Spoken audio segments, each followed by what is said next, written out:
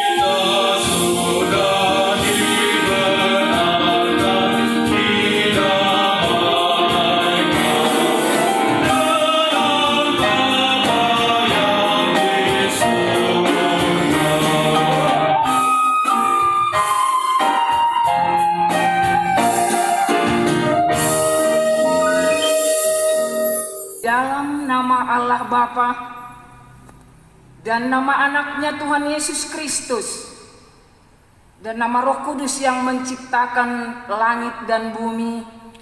Amin.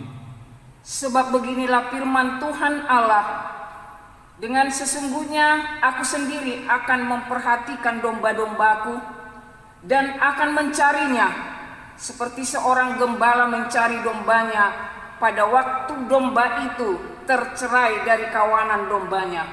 Begitulah aku akan mencari domba-dombaku dan aku akan menyelamatkan mereka dari segala tempat. Haleluya.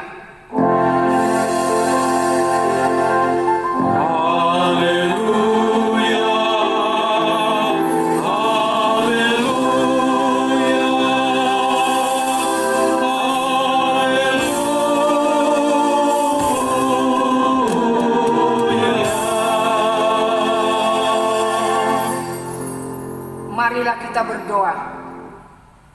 Ya Tuhan Allah yang Maha Kuasa, yang adalah awal dan akhir, Tuhan telah menjanjikan di dalam anak-Mu Tuhan Yesus Kristus bahwa Engkau berkenan mengampuni dosa dan memberi pembenaran kepada kami serta hidup yang kekal. Kasihanilah kami dan genapilah janji-Mu kepada kami, bangunkanlah dan pimpinlah kami dengan roh-Mu, supaya kami mencari pertolongan kepadamu pada waktu kesesakan. Kuatkanlah kami, supaya tetap percaya kepada firman dan janji-Mu, agar memperoleh hidup yang kekal di dalam nama-Mu, Yesus Kristus Tuhan kami. Amin. Jemaat dipersilakan duduk kembali. Kita bernyanyi dari buku ND nomor 194 ayat 1 dan 2.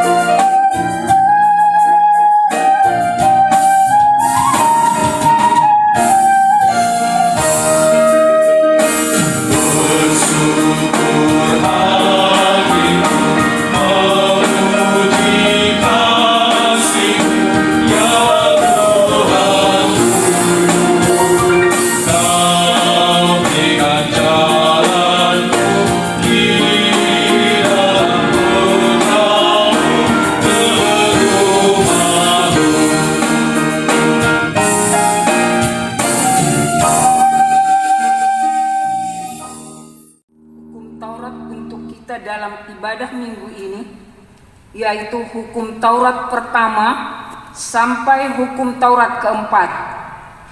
Hukum pertama, Akulah Tuhan Allahmu, seru Tuhan kita, tidak boleh ada Allah lain kecuali Aku. Hukum kedua, jangan perbuat bagimu patung yang menyerupai apapun yang ada di langit atau yang ada di bumi, atau yang ada di dalam air di bawah bumi, untuk disembah atau dituruti. Hukum ketiga, jangan menyebut nama Tuhan Allah dengan sembarangan, sebab Allah akan menghukum orang yang menyia-nyiakan namanya. Hukum keempat, ingat dan kuduskanlah hari Sabat. 6 hari lamanya engkau bekerja dan melakukan segala pekerjaanmu. Tetapi pada hari ke-7 ialah Sabat bagi Allah Tuhanmu. Engkau tidak boleh bekerja pada hari itu, juga anakmu laki-laki atau perempuan, pembantumu laki-laki atau perempuan, ternakmu atau orang lain yang berada di tempat kediamanmu. Sebab Allah menciptakan langit dan bumi dan segala isinya di dalam 6 hari. Kemudian ia beristirahat pada hari yang ke-7. Itulah sebabnya Allah memberikan hari itu dan menguduskannya. Demikian hukum Tuhan. Marilah kita memohon kekuatan untuk melakukannya. Ya Tuhan Allah, kuatkanlah kami untuk melakukan yang sesuai dengan hukum-Mu. Amin. Amin. Kita memuji Tuhan dari buku ND nomor 681 ayat 1 dan 2.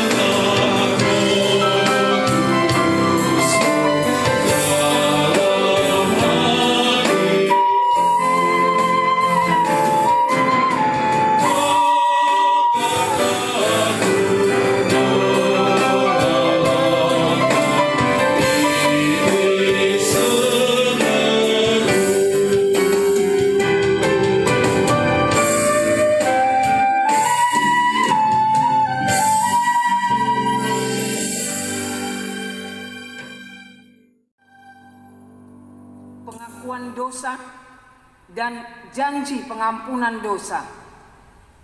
Ya Allah Bapa kami yang di surga, Engkau mengampuni dosa kami orang yang hina dan tercela ini di dalam anak kesayangan-Mu.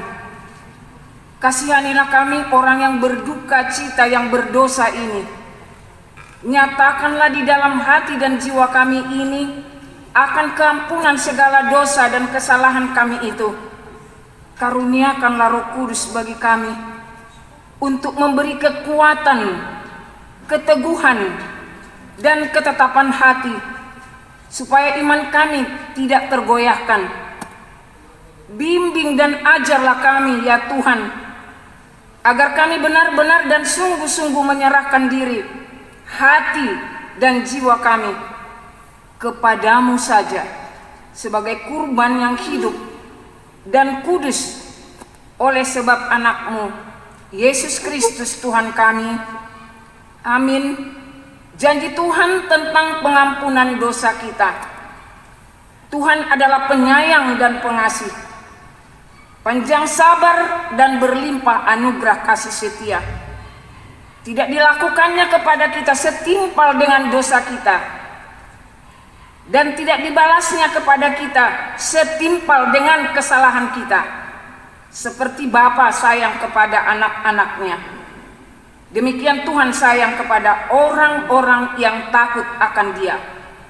Kemuliaan bagi Allah di tempat yang maha tinggi. Amin. Jemaat silakan duduk kembali. Kita bernyanyi dari buku Ende nomor 169 ayat 1 dan ayat 3.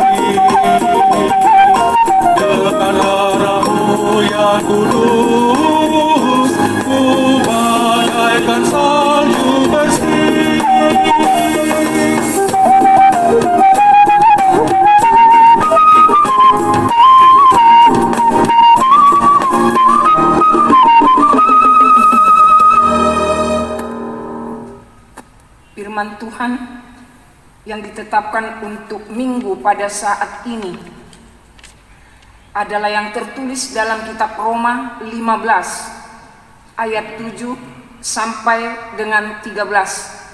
Kita membacanya secara bergantian. Sebab itu, terimalah satu akan yang lain.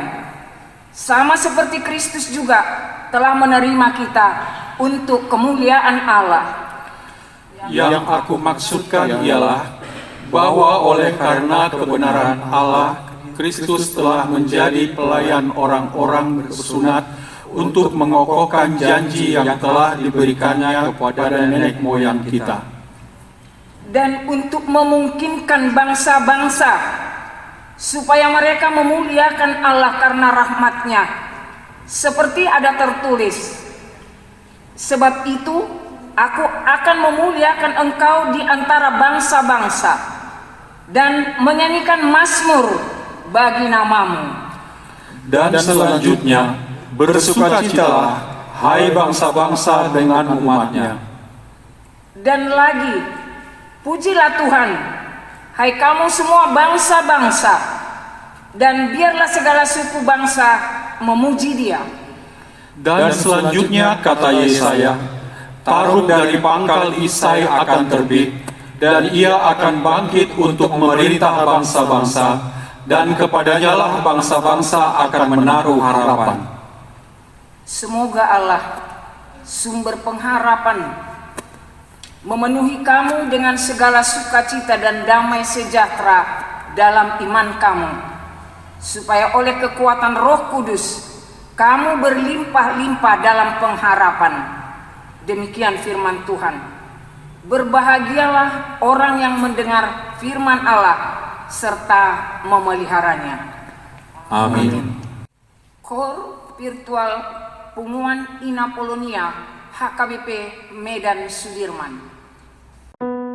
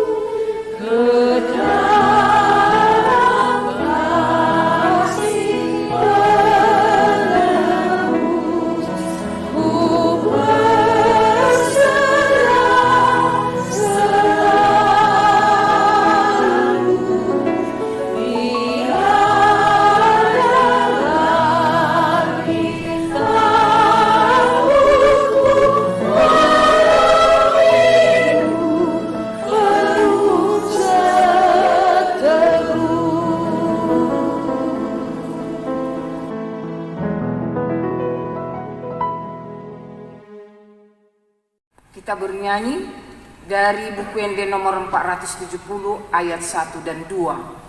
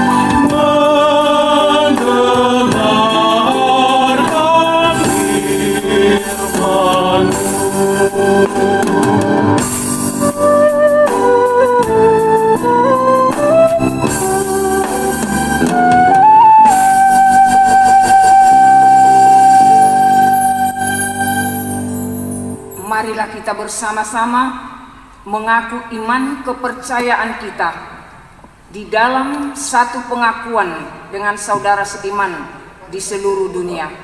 Kita bersama-sama mengucapkannya.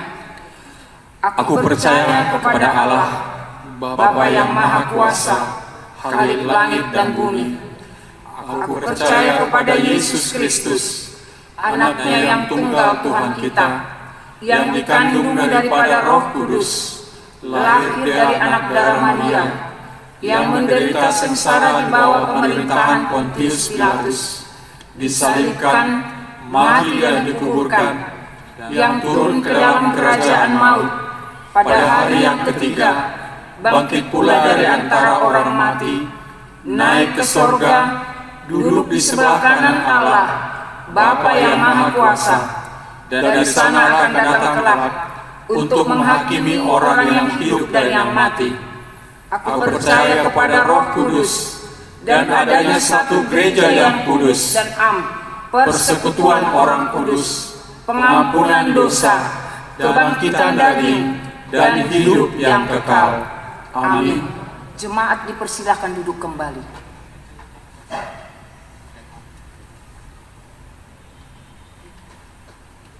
Kita mendengarkan warta jemaat.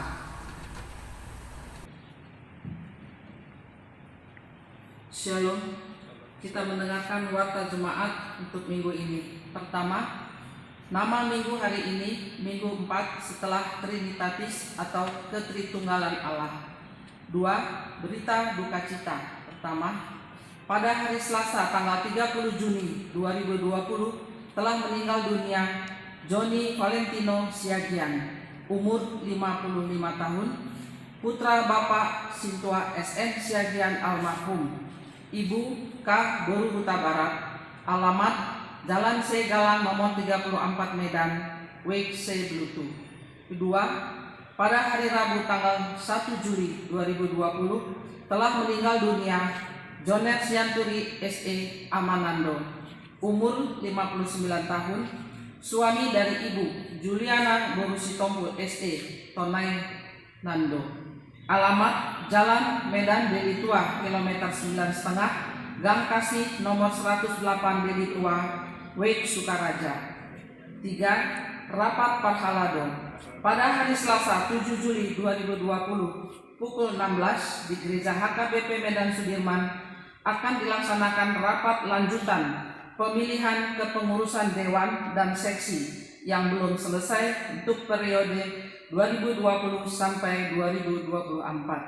Berita yang selanjutnya dapat kita baca pada tertib acara yang sudah disiapkan oleh gereja. Terima kasih. Kita menyerahkan persembahan sebagai ucapan syukur dan kita bernyanyi dari buku ND nomor 476 ayat 1 dan 2.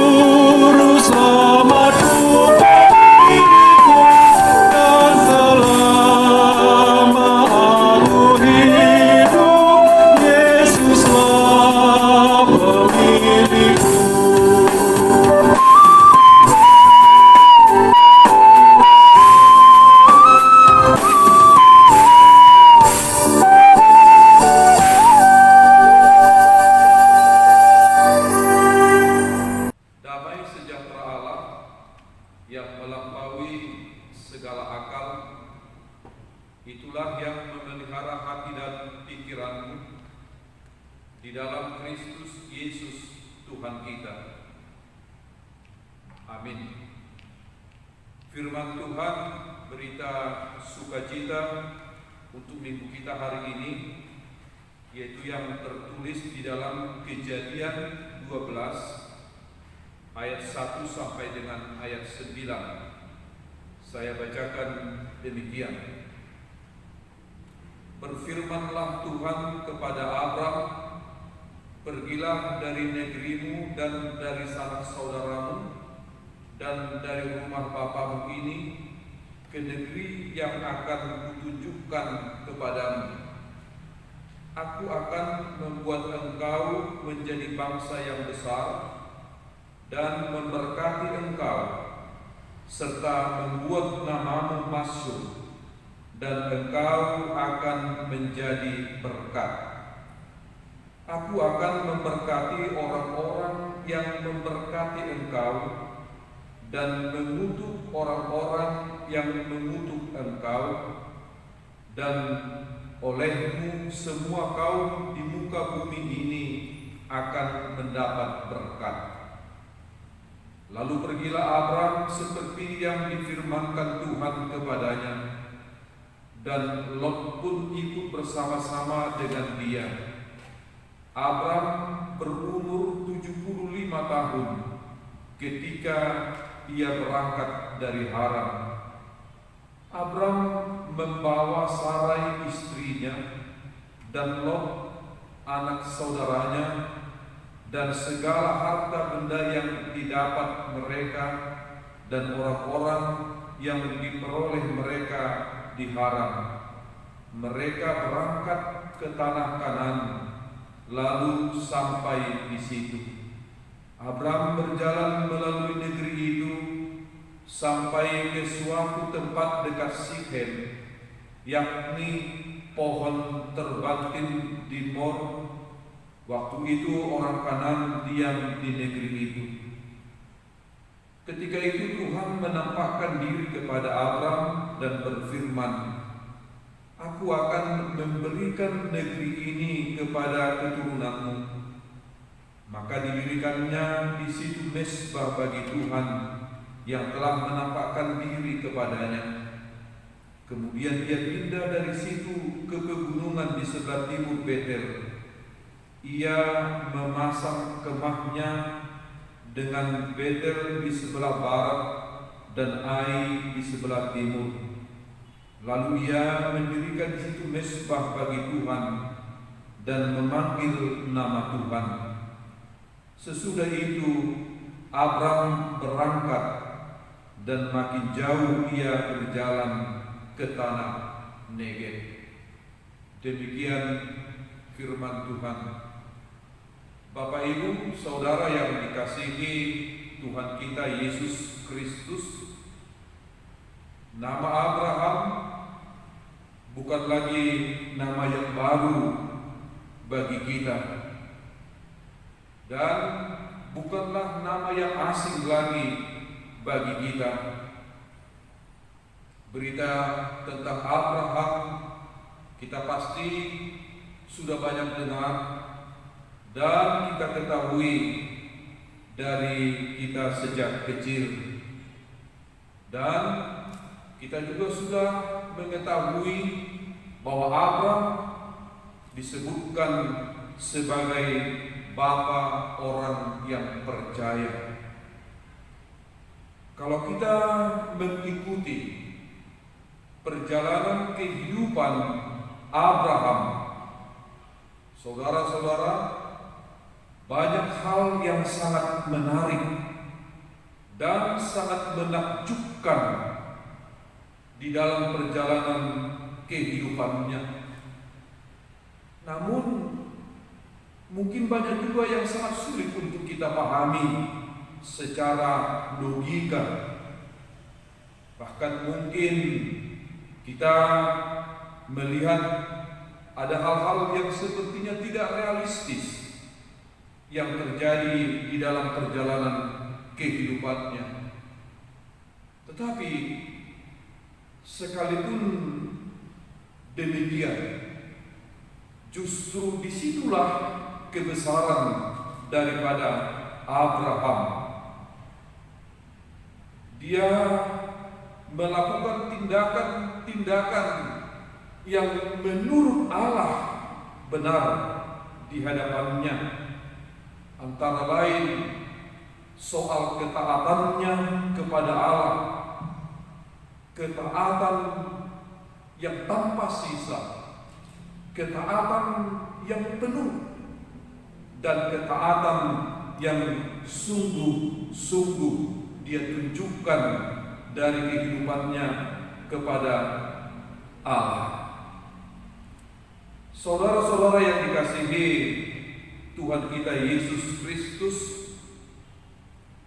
di dalam ayat 1 tadi dengan jelas dikatakan, "Berfirmanlah Tuhan kepada Abraham, pergilah dari negerimu dan dari sanak saudaramu dan dari rumah bapamu ini ke negeri yang akan kutunjukkan kepadamu." Kalau kita simak perintah Allah yang diterima oleh Abraham ini, saudara-saudara, minimal kita melihat ada 3 faktor kesulitan yang dihadapi oleh Abraham. Yang pertama, perintah untuk meninggalkan negeri. Saudara-saudara, ini adalah sesuatu yang sangat sulit Dia yang telah menjalani kehidupannya di negerinya dari sejak kecil sampai dia berusia 75 tahun ketika dia menerima perintah ini. Artinya saudara-saudara, negerinya itu sesungguhnya sudahlah merupakan dari bagian kehidupannya yang tidak terpisahkan secara psikis dan secara fisik, bahkan juga secara materi dan masa depannya. Tetapi Tuhan memintanya untuk meninggalkannya. Dia harus memisahkan hidupnya secara fisik dari negeri yang telah lama dia tempati atau tempat dia tinggal. Saya yakin itu tidaklah merupakan satu hal yang gampang meninggalkan kampung halaman, apalagi bagi orang Batak itu adalah sangat sulit. Lalu yang kedua, meninggalkan sanak saudara dan meninggalkan rumah bapaknya. Sanak saudaranya tentulah sudah merupakan andalannya dan sudah merupakan harapannya yang dia harapkan akan memperhatikan dan menolong dia ke dalam perjalanan masa depan kehidupannya. Kenapa saya katakan begini? Karena dia tidak mempunyai seorang anak pun yang bisa dia harapkan nanti memperjuangkan masa depannya, yang dia harapkan bisa mengurus dia di dalam masa tuanya, yang dia harapkan benar-benar dapat memperhatikan dia di dalam masa tuanya. Dan sanak saudaranya harus dia tinggal yang menjadi harapan dia. Rumah bapaknya adalah tempat tinggalnya, tempat dia berteduh dan tempat dia hidup. Rumah itu adalah tempat kehidupannya. Semua yang terjadi dalam kehidupannya tidak terpisahkan dari rumah bapaknya sebagai tempat kehidupannya. Coba saudara-saudara bayangkan, Tuhan memerintahkan dia meninggalkan itu semuanya. Itu tidaklah persoalan yang mudah, dan itu adalah sesuatu yang sangat sulit untuk dilakukan sebagai orang yang hidup dalam persekutuan kekeluargaan ini. Yang ketiga, ke negeri yang akan kutunjukkan kepadamu. Saudara-saudara, Tuhan hanya mengatakan kepada Abraham untuk berangkat ke negeri yang akan kutunjukkan kepadamu. Tuhan tidak menunjukkan di mana lokasinya. Tuhan tidak menunjukkan apa nama negeri yang akan dituju oleh Abraham. Boleh dikatakan saudara-saudara adalah sesuatu alamat yang tidak jelas. Bukan hanya alamat yang tidak jelas, tapi arahnya juga tentu tidaklah jelas. Apakah arah ke timur? Apakah arah ke barat? Apakah ke utara? Apakah ke selatan? Tidak ada arah yang jelas. Dan Tuhan juga tidak beritahukan sebenarnya bagaimana keadaan negeri yang akan ditunjukkan kepada Abraham, sehingga dia tidak bisa membandingkan negeri yang dia tinggalkan dan negeri yang akan dia tuju. Saudara-saudara, sebagai manusia juga dia harus meninggalkan hartanya yang begitu banyak di kampung halamannya untuk sebuah perjalanan yang arahnya tidak jelas. Lalu bagaimana dia mempersiapkan bekal perjalanannya? Bagaimana dia mempersiapkan hatinya untuk melakukan perjalanan ini? Bagaimana dia mau mempersiapkan tenaganya untuk melakukan perjalanan ini? Saudara-saudara, bolehkah kita membayangkan bahwa sesungguhnya perintah itu sesuatu yang sangat sulit untuk dia lakukan, dan menjadi lebih rumit lagi karena dia menerima perintah itu telah berusia 75 tahun. Yang pasti dia tidak muda lagi. Kita sudah boleh katakan dia berada dalam usia lanjut, dalam usia tua, menerima perintah untuk melakukan sesuatu yang begitu berat di dalam perjalanan kehidupannya ke depan. Saudara-saudara, sepertinya itu adalah sesuatu yang susah untuk kita terima secara akal sehat dan perasaan manusia.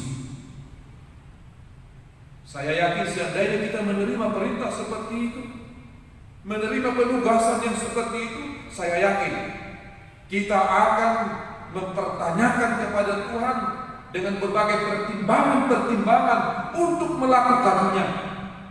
Dan saya masih ragu bagaimana kita mau melakukan itu, apakah kita lakukan atau tidak. Saya pikir wajar kalau kita mempergumulkan seperti itu.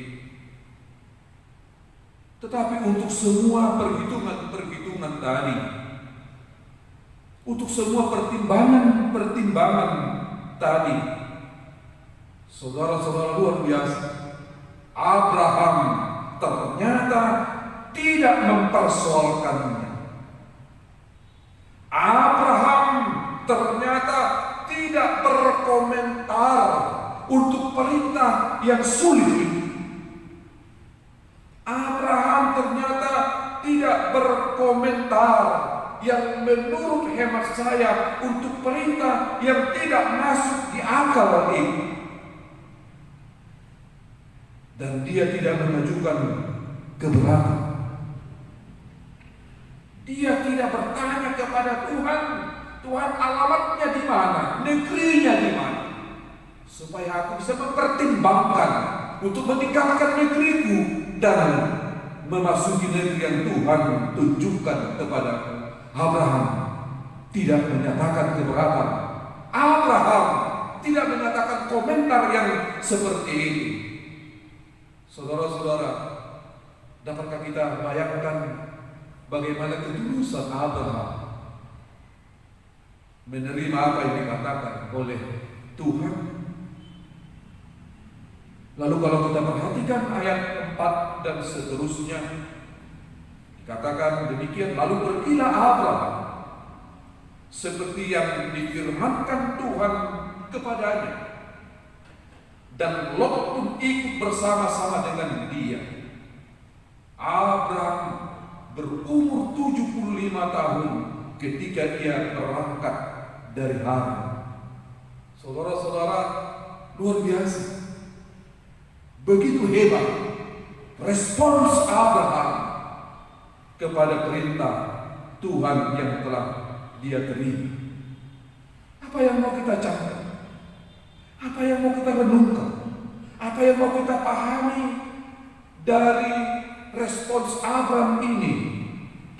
Saudara-saudara, bagi Abraham, firman Allah, perintah Tuhan adalah untuk dilakukan. Firman Allah, perintah Tuhan adalah untuk ditaati. dengan tulus dan ikhlas. Abraham tidak menunjukkan kepada kita bahwa firman Tuhan itu harus dikomentari dulu.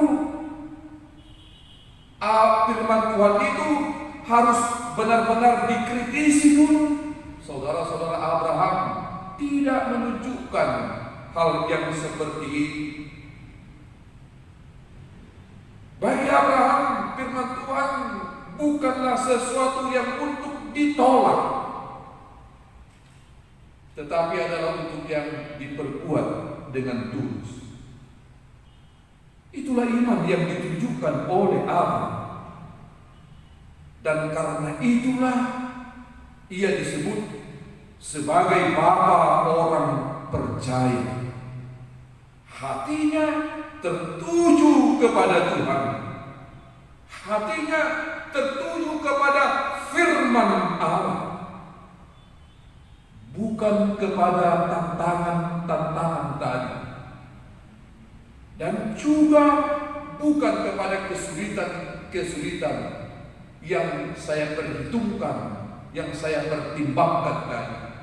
Abraham tidak menunjukkan hal yang seperti itu, tapi hatinya tertuju kepada Tuhan, dan hatinya tertuju siap menerima firman Allah, dan dia tidak mau terhalang untuk menerima dan melakukan firman itu, sekalipun mungkin banyak tantangan, sekalipun mungkin banyak kesulitan. Itulah yang ditunjukkan Abraham bagi kita. Dan dari situlah kita memahami Abraham itu adalah sebagai bapa orang percaya yang dia tunjukkan dalam kepatuhannya, dalam ketulusannya, dalam keikhlasannya. Saudara-saudara, dengan perintahnya itu Allah memberikan Abraham sebuah janji, dan janji yang diberikan Allah juga adalah sesuatu janji tanpa persyaratan, tanpa syarat, di mana Allah menjanjikan kepada Abraham 3 hal. Yang pertama, tanah. Yang kedua, keturunan. Yang ketiga, berkat. Saudara-saudara, itu semuanya diungkapkan dan dijanjikan Tuhan sesungguhnya tanpa persyaratan apapun. Tuhan akan memberikan tanah, yaitu tanah Kanaan. Tuhan akan memberikan kepada Abraham yaitu keturunan, di mana dia menjadi bangsa yang besar. Abraham tidak katakan apa-apa dalam usianya yang tua soal berkat keturunan ini. Saudara-saudara, Abraham juga menjadi berkat keselamatan kepada umatnya, kepada bangsanya, di mana Allah merencanakan sesuatu rencana keselamatan kepada umatnya melalui Abraham. Dan dia menjadi saluran daripada berkat tentang keselamatan dari Yesus itu, karena dari keturunannya lah Yesus itu lahir. Saudara-saudara, melalui dia rencana keselamatan itu berlangsung kepada umat Allah dan juga kepada seluruh dunia ini. Tapi kita harus ingat dan pahami bahwa berkat itu kepada seluruh umatnya dan ke seluruh dunia ini bukanlah dari diri Abraham, tapi berkat itu adalah dari Allah. Abraham hanya saluran berkat dari Allah untuk keselamatan dunia ini. Saudara yang dikasihi Tuhan kita Yesus Kristus, tampaknya memang keputusan Abraham untuk melakukan dan mentaati Allah, dia ambil tanpa kesulitan dan tanpa pergolakan batin. Tetapi dia menunjukkan kepada kita bahwa untuk firman Allah di dalam kehidupan kita, respons yang benar adalah mentaati, melakukan dan menghidupi firman itu sepenuhnya di dalam kehidupan kita secara tulus dan ikhlas. Kesulitan dan tantangan itu memang tidak akan terhindarkan. Tetapi saudara-saudara, tantangan dan kesulitan itu akan teratasi dengan baik di dalam ketaatan melakukan perintah Allah secara tulus dan secara ikhlas. Saudara-saudara, kita juga melihat di sini ketika Abraham telah sampai di Kanaan, yang pertama sekali dia lakukan adalah mendirikan mezbah bagi Tuhan. Dalam itu kita melihat bahwa Abraham memang selalu menunjukkan hatinya dan hidupnya kepada Tuhan. Tuhan adalah satu-satunya yang menuntun dia di dalam perjalanan kehidupannya. Di dalam kehidupan kita sebagai orang yang percaya, pasti kita ingin menjadi saluran berkat bagi Allah, menjadi saluran berkat Allah bagi umat manusia. Saudara-saudara, itu bukanlah suatu hal yang dibuat-buat. Itu bukanlah satu hal yang diatur-atur sedemikian rupa.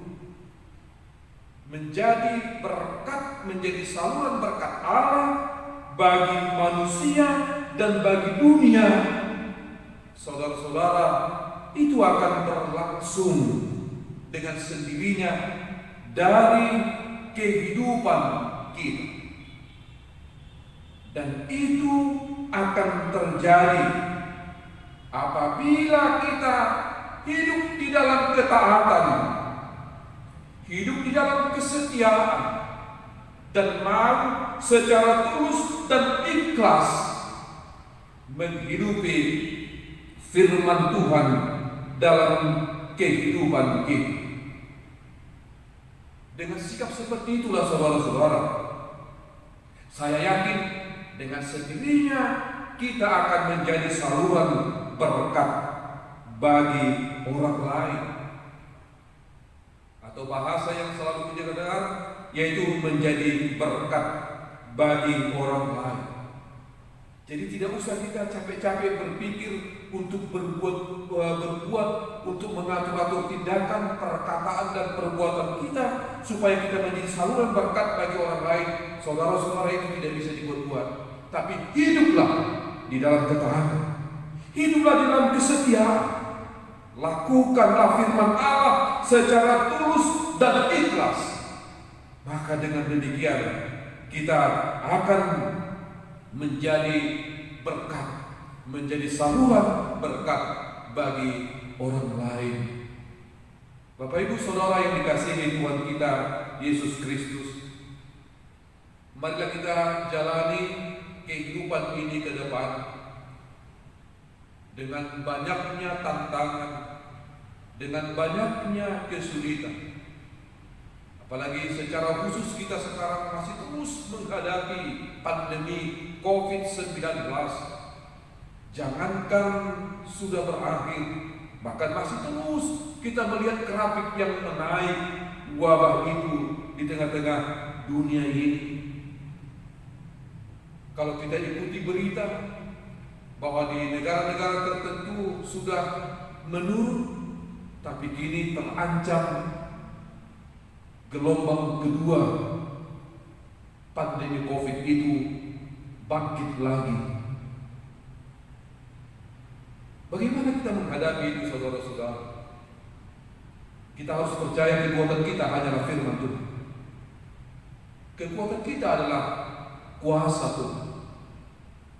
Nah, oleh karena itu, marilah kita mengikuti apa yang dilakukan Abraham, menjalani kehidupan dan masa depannya di dalam ketulusan dan ketaatannya melakukan firman Tuhan ini. Demikian juga kita di dalam berbagai kesulitan, berbagai tantangan, supaya kita meniti masa depan kita. Kalaupun kita rasa sesuatu yang belum pasti apa yang akan terjadi ke depan, tetapi yang perlu bagi kita adalah berjalan bersama-sama dengan ketaatan, ketulusan, keikhlasan kita melakukan firman Tuhan. Dengan demikian kita akan menjadi berkat, menjadi saluran berkat bagi siapa saja, dan tidak akan dihalangi dengan keadaan sulit, tidak akan dihalangi dengan keadaan yang penuh tantangan, dan tidak akan terhalang oleh apapun. Kita akan bisa menjadi berkat dalam segala keadaan, dalam segala situasi. Amin. Kita berdoa. Bapa kami yang di surga, terima kasih untuk firman-Mu yang memberikan kesaksian tentang Abraham sebagai bapa orang percaya. Kami dapat melihat bagaimana Abraham merespons perintah-Mu. Sekalipun banyak tantangan, banyak kesulitan, bahkan mungkin perintah yang tidak logis dan susah diterima secara akal sehat, tapi hati Abraham hanya tertuju kepada firman.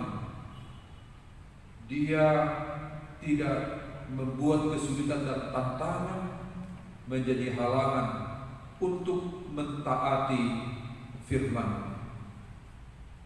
Ya Tuhan Allah Bapa di sorga, biarlah juga kami adalah orang-orang yang taat akan firman-Mu, setia secara tulus dan ikhlas, tanpa mau dihalangi oleh kesulitan, tantangan, dan penderitaan. Tapi kami mau percaya, mau patuh, sekalipun kesulitan dan tantangan yang kami hadapi begitu besar. Secara khusus dalam pandemi COVID-19 ini, Tuhan kuatkan kami supaya tidak ada kami yang menjadi putus asa. Tapi biarlah keadaan ini kami pakai benar-benar untuk semakin mendekatkan diri dan berserah kepada-Mu saja. Berikan kepada kami kekuatan agar kami menghidupi firman-Mu, sehingga dengan demikian kami bisa menjadi berkat, menjadi saluran berkat bagi orang lain. Inilah Tuhan doa yang kami sampaikan di dalam nama anak-Mu, Tuhan Yesus Kristus, Tuhan kami. Amin. Sambil memberikan persembahan kita yang kedua, kita bernyanyi dari buku ND nomor 792 ayat 1 sampai 2, Pasu-pasu Hami, oh Tuhan.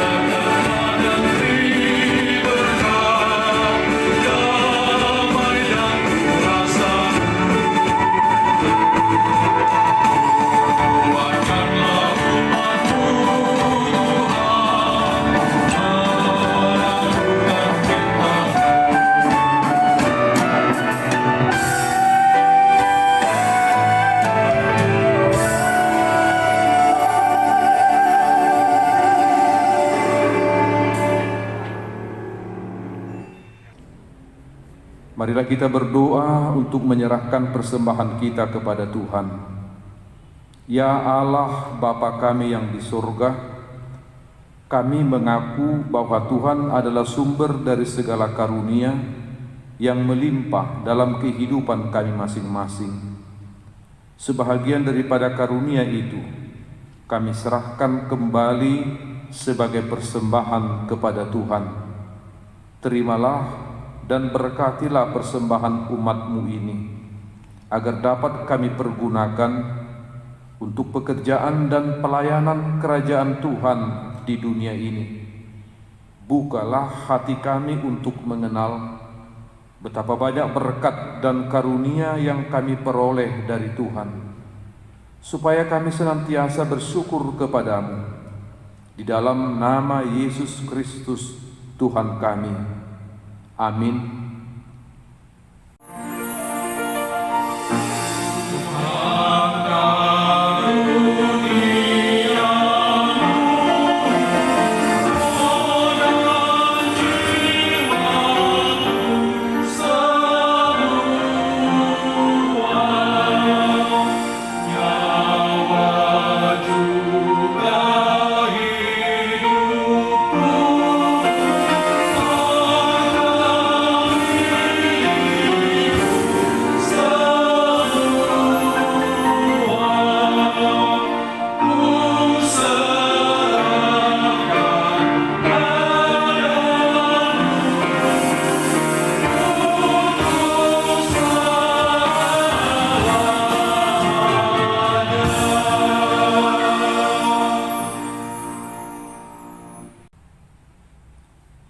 Bapa kami yang di surga, dikuduskanlah namamu, datanglah kerajaanmu, jadilah kehendakmu di bumi seperti di surga.